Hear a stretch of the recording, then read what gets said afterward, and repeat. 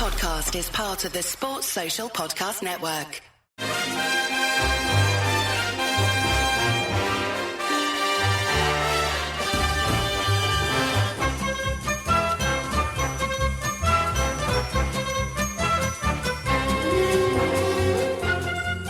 Hello everyone and welcome to How Are the Podcast. It's Gav and you join us back from the podcast. We're here for a little news update. Loads going on in the world of Sunderland and we're here to bring you up to date on it all.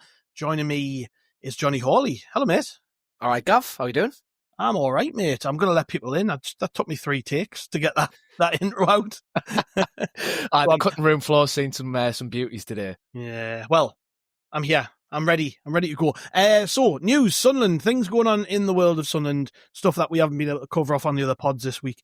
The first thing I want to talk about, and we're just going to get this out of the way, because, I mean, it's newsworthy, it's notable, people are talking about it. Jensen Seelt and Samed liking posts on Instagram about Newcastle's Carabao Cup win and celebrations. It's pissed a few people off, and I can see this from both sides, so we'll talk about it very, very quickly. We'll have a couple of minutes on it. Does that bother you, Johnny? Does it bother you seeing current Sunderland players liking posts about Newcastle's cup win? I mean, does it matter? Yes. Yeah, it does. I think it bothers us for 2 reasons. One, because I hate Newcastle, so seeing our players liking their stuff just on a emotional level, I'm like, how are lads, fucking think what you're doing. Yeah. But then also it does me head in because it's just stupid. What is the point? How are Jensen Seelt and Salah Samed's lives going to be any better for having that post? All they're doing is inviting loads of abuse from anyone who gets pissed off about it. It's bringing stuff like daft headlines we don't need. If I was Lebris or one of the coaching staff, I'd want to bring them in and just clip them round the ear and be like, lads, what were you thinking? What's the point? It's just, and the fact that it's on the weekend where they're doing the bloody bus parade and all that stuff, just, it doesn't help, does it? No, it's a bit silly, but the other side of the argument is as well, it's only a bloody on social media. What does it matter? They've got mates who probably are on them photos celebrating. I don't know. I mean, I hate all this social media shit anyways, to be honest. So I just think that there's a lot of this goes on, isn't there, where people get caught up in things which they shouldn't. I mean, whether it's important or not, ultimately it's not really that important what happens on the pitch. But all it does is it makes some people pissed off and think, what you're doing, and you're right, it's daft. Whether they've got mates who were involved in those celebrations or not, whether they're happy to see people they know doing well, use your brain, engage. Exactly. You say, it's for the sake of a like on an Instagram post or whatever. What are they going to lose if they don't like that post? Just think about it, man. Maybe in their heads they're thinking it's not something that people pick up on. I don't know whether they notice it or not, but when you play for a club with die-hard fans like we've got who miss nout, literally nout. If somebody follows someone on Instagram, it's news. You know what I mean? They're missing out. You've got to think twice. I would like to think that, someone will have a word, it'll get cleared over. They'll just say, look, watch what you're doing. Because, it might seem inconsequential to you and you might just be happy for one of your mates. There are fans who aren't going to like that sort of thing, and rightly so. So, anyways, that one's out the way. That was one that I had on the agenda and maybe probably could have avoided, but people are talking about it, so there we go.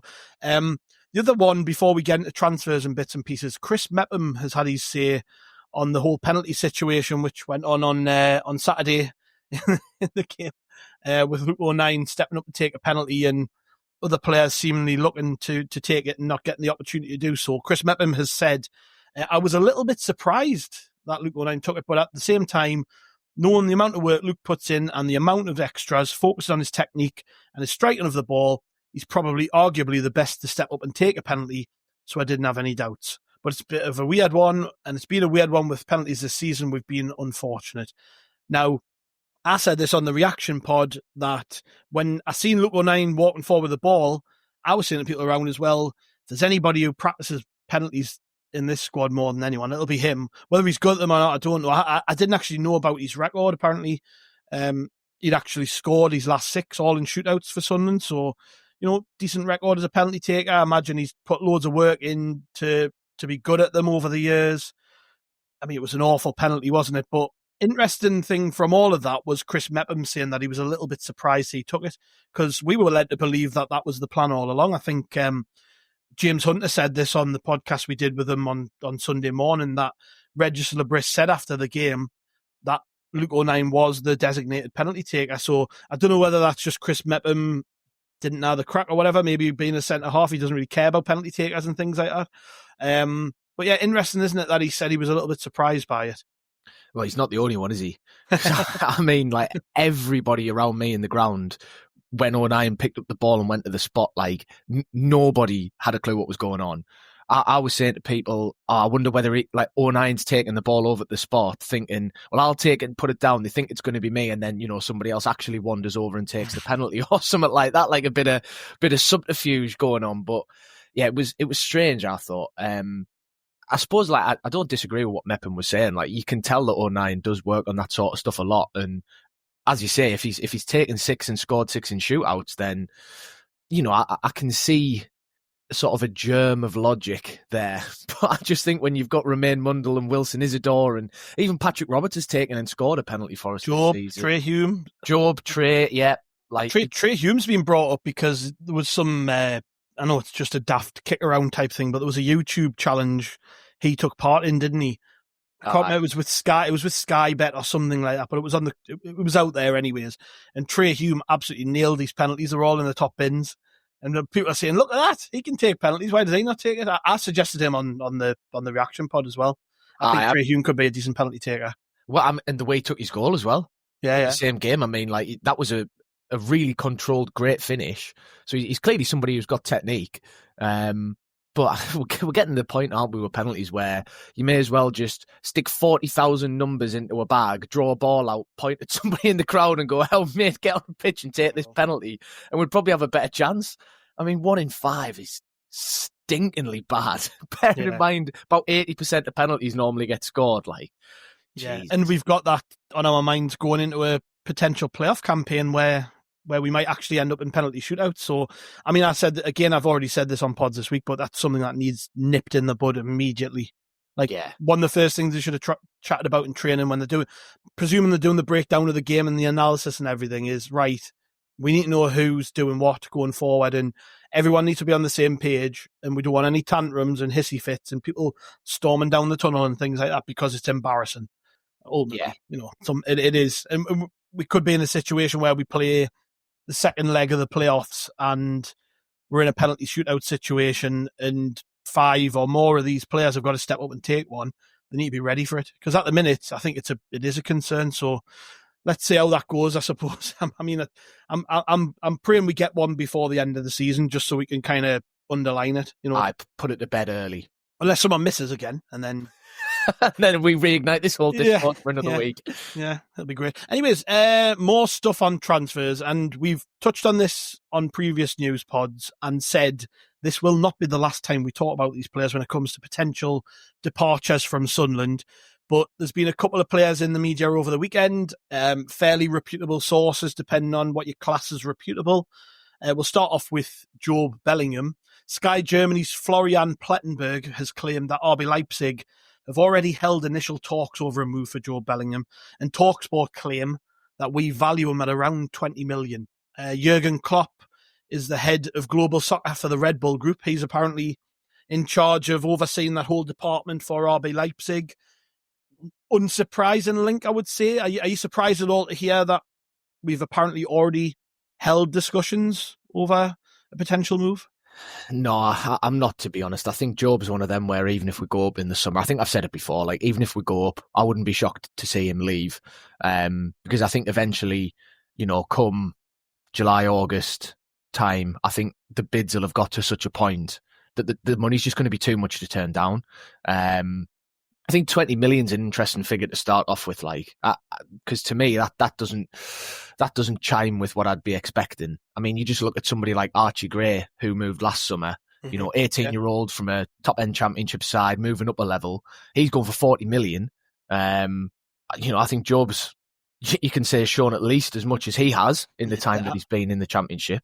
I think they just plucked that figure out their arse, to be honest. There's no way we value him at 20 million quid. No chance. So that aside, though, the rest of it doesn't surprise us. And I could see Leipzig being the kind of club who would be coming in for him as well. And I could see it being the kind of club his representatives would not mind having a few meetings with and stuff, because, again, the comparisons to his brother, will rumble on for the rest of both of their careers. But you look at Jobe Bellingham going to Germany instead of jumping straight up to somebody like the Premier League or whatever.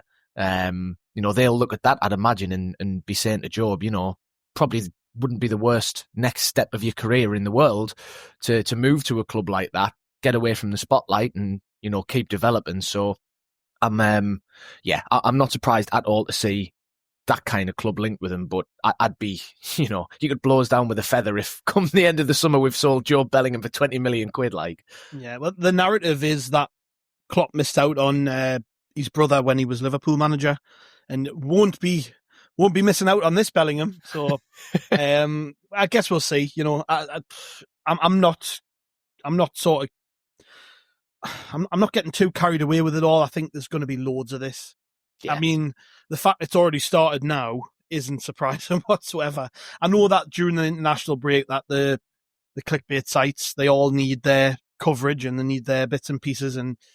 But if it's coming from Sky Germany, maybe there's something in it. I don't know. I think the majority of us are actually just kind of expecting that to be his next move, Germany. And I was just looking at the table before. Dortmund haven't had a great season. Dortmund are 10th, which is where Jude obviously went. I think if they're looking to get him a move abroad, they're probably going to want him playing European football as well. And I think from what we gather, when his brother made that initial move from Birmingham to Dortmund, a big part of it was they wanted him away from the English media spotlight and all the rest of it. So, look, nobody would be surprised if he ended up in Germany, but I'm sure this will rumble on now.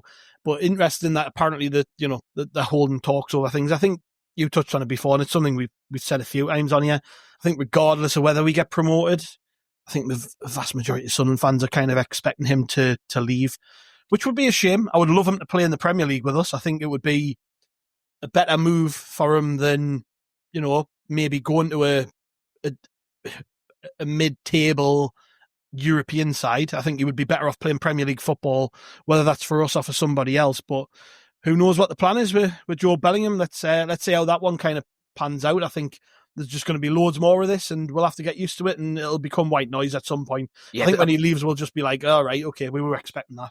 Yeah, there'll be a list of clubs longer than mine and your arms put together by the end of the summer who've been linked with Jobe. It's going to be all the European clubs in all the top 5 leagues, like all the ones who are in and around the Champions League, Europa League, all them places. It's just going to be every single one. Yeah. Speaking of top European clubs, I'm not about to talk about one because apparently Everton have sent Charlie Adam, of all people, to scout Chris Rigg, and he's now been linked with Everton. Apparently, Everton have a long set-in admiration for Chris Rigg. They've been looking at him for many years. Alan Nixon of Alan Nixon fame, reluctant Nico on social media, blocks people for fun. He has claimed over the weekend that our valuation of £40 million has deterred a bunch of suitors, including West Ham, who are only willing to offer 10 million. I mean, they can go and swivel if they think they're getting Chris Rigg for 10 million quid.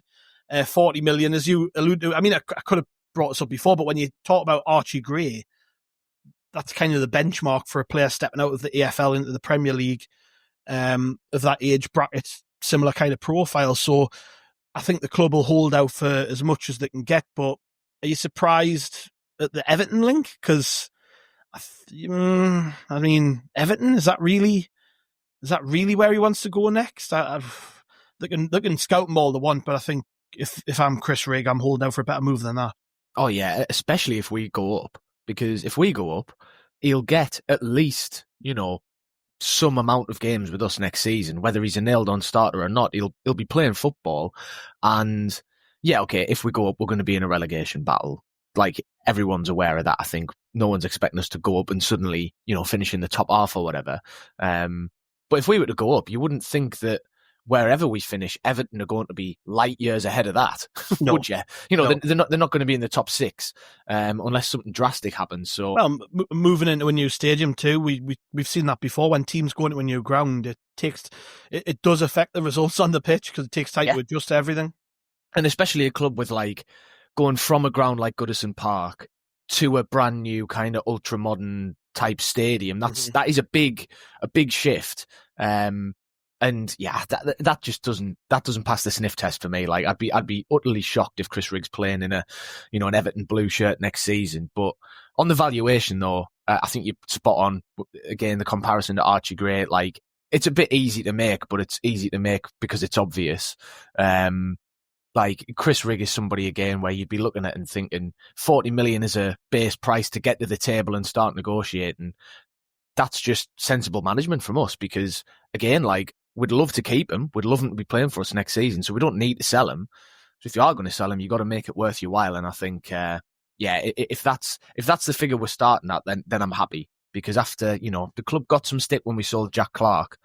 People talking about, was 15 million enough and did we kind of hardball clubs enough and all that sort of thing. But that's a good sign for me going into the summer because this is going to be a big summer, as we can tell by the fact that we're talking about transfers for the second or third time before the end of March when we're in the middle of the playoff hunt. Like, it's going to be huge. So if the club are going to be holding firm and starting strong with these kind of valuations, then to me, that's a very good sign. Yeah, and there's also the fact that West Ham and Spurs have been mentioned with an interest. I think that's probably more like it, isn't it? Like a big London club with a lot of money. You could understand that to a degree, particularly if they're playing European football. But again, another one that's going to rumble on, and we're probably going to talk about this another 20 times, and we'll bore ourselves to tears talking about it. But let's just hope that with all of this, it doesn't affect performances. It's not turning heads, all that. I mean, Regis Labris was actually asked about it, and he said he wasn't aware of any formal bids from Tottenham in particular for Chris Rigg over the international break. So, we'll see. The other link that's been in there in the last couple of days is Dan Neil to Roma, and another interesting one. I mean, you can imagine Roma are watching us because obviously Enzo Lefebvre's here. They probably want to keep an eye on him and how the team's doing. So they will be watching our games, and maybe Dan Neil's come on their radar somehow. Would be an interesting one, that, like Dan Neil to Roma. Yeah, and that one worries us a lot more, actually, because Neil's obviously a few years older, a bit further in his development. He probably is getting the stage where he's thinking, like, I need to be playing top division football pretty sharpish. Yeah. So if we don't go up and Roma were to come in and make some sort of acceptable offer, I reckon Dan Neil would find it hard to turn down. And as well, because he's such a massive Sunderland fan, it might even be like a little added benefit of, I'm not going and playing in England, so I'm not playing for a different English club. I won't have any chance of playing against Sunderland. I'm not saying that'll make or break it, but all those little things might just start adding up in his mind and think, top division, club that usually competes in Europe, get away from England, don't have to worry about any of that kind of noise around it, leaving Sunderland and everything. That one's one I think, if that noise continues and doesn't go away, I'd start to get a little bit itchy as we get towards a transfer window opening. Yeah, I wonder, would he be the first Tyneside from this part of the world anyways? Would he be the first Tyneside since Gazette to end up in Rome? I don't know. Let's see how that goes. I don't know. Would he be able to deal with the culture or not? We'll see. I can't see that one happening, if I'm honest. I mean, it's a tenuous link. But again, we'll see. A lot of this stuff depends on how we do this season. If we go up, then players are going to want us to at least do another year with Sunderland. If we don't go up, you're very right. I mean, Dan Neil's certainly ahead of a bunch of players where you look at him and go, he's probably ready to play top flight football. I mean, Italy, the game's a bit slow. It would probably suit him, actually. Because when he gets time on the ball, he's brilliant to watch. So not at all surprised with that one. And again, another player I'm guessing we're going to talk about a bunch of other times as weeks and months go on. A couple of other little bits before we shoot off. Did you see Timothee Pembele had scored? Yes. He scored an 88th minute winner for Le Havre in their 3-2 win over Nantes on Sunday. Lifts them up to 16th, one spot ahead of Pierre-Emerick Saint-Etienne in the relegation places. Interesting one. I mean, I think the only reason I want to bring this one up was because I totally forgot about him, for one. Totally forgot he'd even existed. But it's interesting that on a weekend where a lot of the conversation, and in a week where a lot of the conversation has been around the fact we have no fullbacks in reserve, or capable fullbacks in reserve, that we've got one out on loan who seems to be doing pretty well. I mean, do you think Timothee Pembele has got any future at Sunderland? Because he wasn't here long enough, really, was he? I mean, he came from PSG with a bit of hope and promise, and had been playing in the Champions League for PSG, and even starting games in their first team in the French First Division, and then gets a really bad injury that knocks him back, knocks him down the pecking order, comes to Sunderland, and then he got tri-humed. He just couldn't get in ahead of Trey-Hume. So, unfortunately for him, the next best option was to piss off on loan back to France, and seems to be doing okay as far as we can tell. I mean, do you think he's got any future at Sunderland?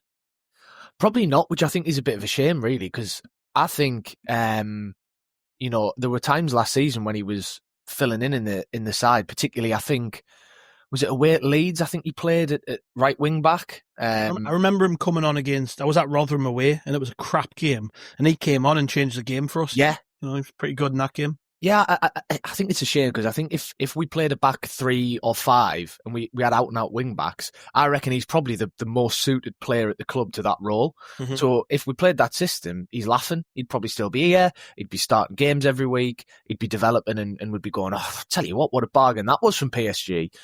But the way it's gone, I think the fact that he's been shipped out on loan's not a good sign, because as everyone can see, we're not exactly, bursting at the seams with fullbacks in the club, so there'd be space in the squad, and if he's not fancied now, particularly if we end up going up, he'll not be fancied next season. Even if we don't, you wonder whether he might be one of those where we just look at selling him on for a relatively modest fee, but more than we brought him in for.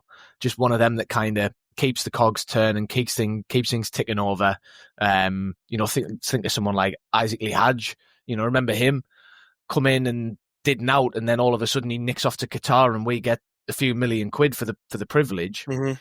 You get a few of them every summer, and then that helps pay for Wilson Isidore and Enzo Lafay and everybody else. So no, long story short, I don't think he has got a future, but I think it's a shame, because if he does end up sticking around, I do think there's a player in there somewhere, but I don't think we'll see it.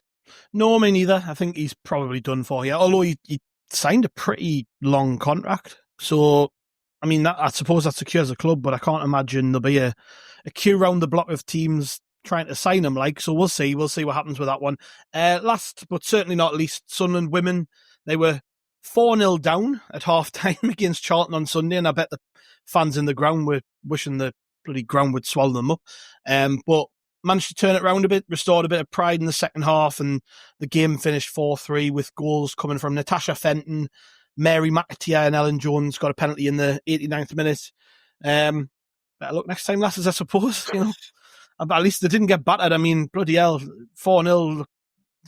Yeah, not great, but fingers crossed they turn it around. They have a bit more of a better end of the season. We'll see how things go with them. That leaves me just to say thank you very much, Jonny. Been nice catching up with you, mate. We'll be back on together later in the week with a West Brom preview, me and you. We're going to speak to Adrian Goldberg, who is a broadcast journalist who also podcasts about West Brom and co-hosts a podcast with Charlie Methven. I'm looking forward to asking him a little bit about him, see if he can reveal any little secrets about Charlie, but we'll see. We'll see how that one goes. So I'll look forward to chatting to them, mate. It should be good. Aye, pleasure as always. Cheers for having us on. Yeah, cheers to listeners. We've got loads to catch up on. I mean, if you've been a ardent listener of this pod since we launched it, you'll have noticed we've got loads and loads on the feeds. But if you've missed any, well, just look through the back catalogue. There's absolutely tons. There's my chat with Bailey Wright, which went out on Friday, I believe. There's also 2 match review pods. One was a reaction pod straight after the game on Saturday with me, Chris and Bomber. And then on Sunday, we had the pleasure of James Hunter's company, from formerly of the Evening Chronicle, now writes for We Are Sunderland, still on the scene in the press boxes at Sunderland games. We managed to pick his brains about a few things, including the game. So make sure you catch up on that. There's also pods with Malcolm Crosby. There is the pod with Rob Mason that we did during the international break. There's the podcast we did with Kieran Maguire of Price of Football fame. Kieran went over the club's finances with us, which were released in the last couple of weeks. So there's absolutely tons to get caught up on. Make sure you grab your Howie the Podcast subscription by just subscribing. It takes literally seconds to do, free of charge. Hit subscribe on whatever pod app you listen to us through, and you'll get every single episode as they drop. We should have more coming this week too, so we'll see. We might have even a special interview that was recorded a couple of years back that Martin's got his hands on, and it's interesting stuff, so we might have that out on the feeds too. Loads to come from us. So thank you very much for joining us. We'll be back later in the week. We'll catch you then.